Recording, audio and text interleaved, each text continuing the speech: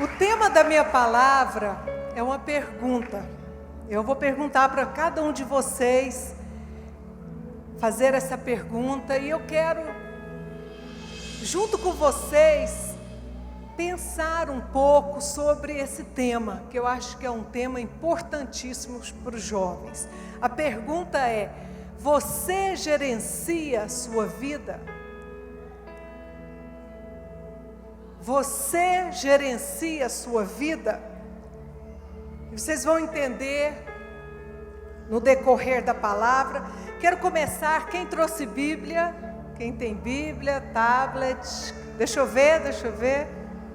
Não venha para a arena sem sua Bíblia, tablet. João 2, abre comigo. Novo Testamento, tem Mateus, Marcos, Lucas, João. João capítulo 2, versículo 1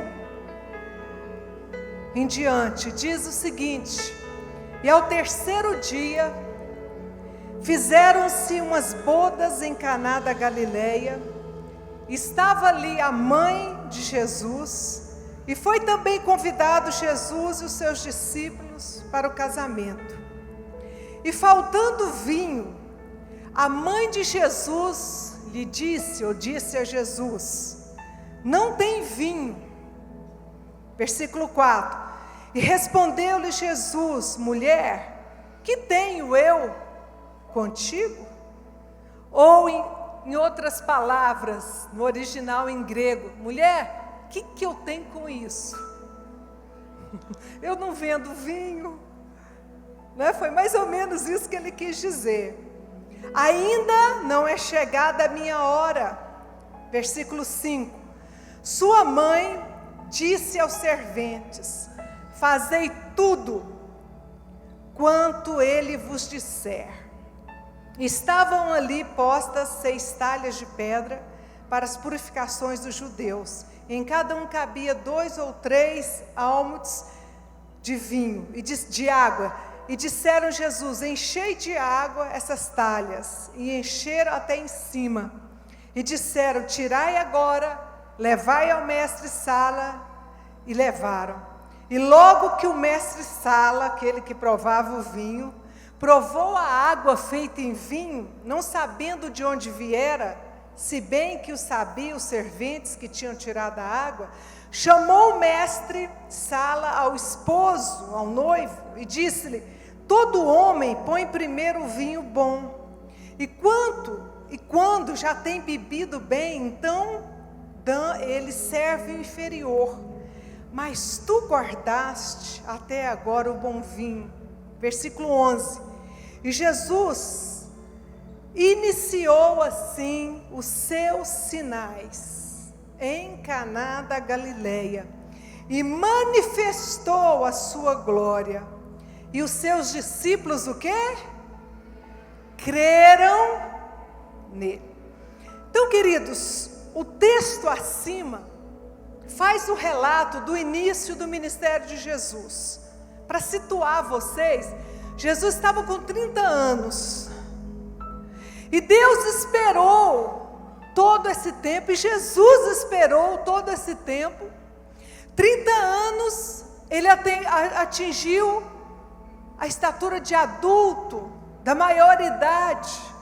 Na Bíblia, 30 anos representam um tempo onde você tem controle sobre a sua vida. Foi com 30 anos que o rei Davi começou a reinar. Foi com 30 anos que José se tornou governador.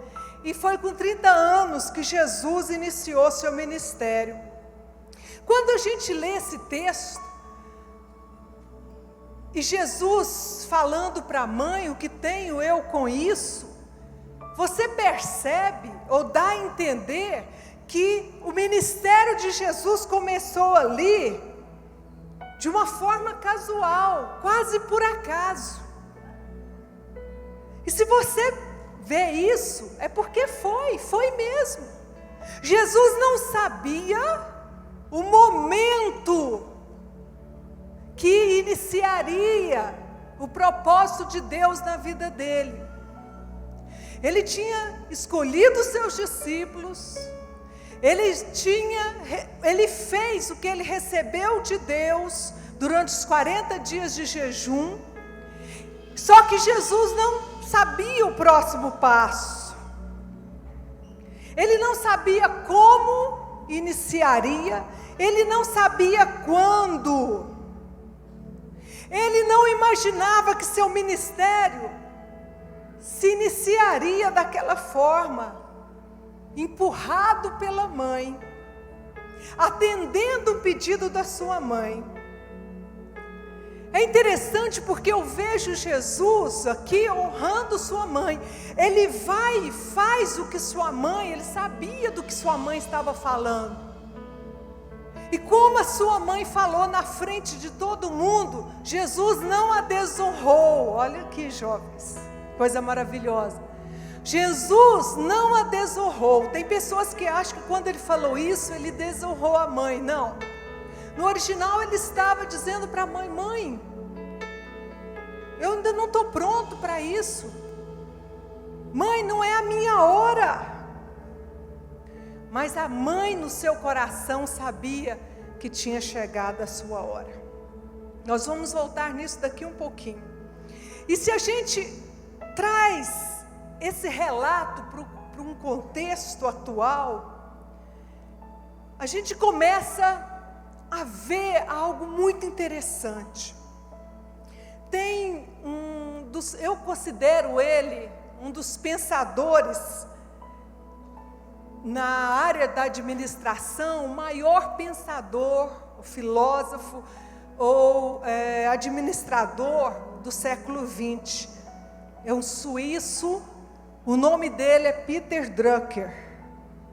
Quem fez administração em alguma matéria na faculdade já ouviu falar sobre ele. Ele dizia algo muito interessante. Ele dizia que daqui a alguns séculos, quando fossem escrever a nossa história, através do que nós vamos deixar, o fato mais importante que os historiadores darão destaque, não serão os avanços tecnológicos, nem o advento da internet, nem as grandes descobertas científicas, mas sabe o que eles vão dar maior ênfase? Foi a mudança sem precedente da condição humana. Foi no século XX, o auge, onde o homem começou realmente a viver, na maioria, todos os países, infelizmente não todos, uma vida de liberdade. E ele diz que pela primeira vez um número substancial e crescente de pessoas podem fazer escolhas, ou têm escolhas. Pela primeira vez, elas gerenciam as suas vidas, elas podem gerenciar a si mesmas. E ele diz mais, ele diz, e a sociedade do século 21 está totalmente despreparada para isso.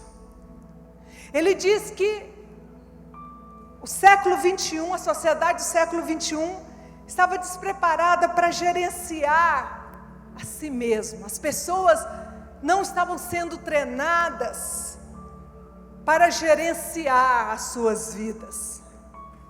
É porque ele não conheceu a Sara Nossa Terra, né? Porque é isso que nós ensinamos para você. E a gente pode ver que na nossa geração atual, principalmente com os jovens que vocês devem conviver na escola, amigos, você vê os jovens sendo levados por ondas de modismo, são levados pelos amigos para as drogas, uma geração que se envolve em muita violência, abuso de álcool, promíscuos, cada dia dormindo com a pessoa. E por que isso acontece?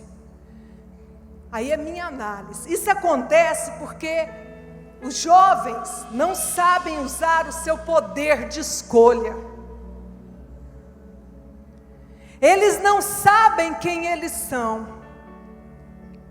Eles não sabem o seu propósito. Eles não sabem da glória e do poder que está dentro deles.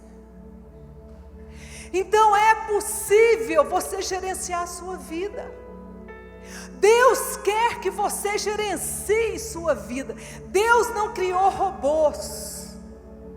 Se Deus quisesse robôs, Deus teria ficado com os anjos. Os robôs, eles só obedecem. Os anjos obedecem. Eles não têm escolha, mas você tem escolha. Eu tenho escolha. E você tem usado esse poder de escolha para quê na sua vida? Para construir a sua vida ou para destruir a sua vida? Eu quero dar alguns pontos para você de como, na prática, de como gerenciar sua vida. Dar alguns exemplos.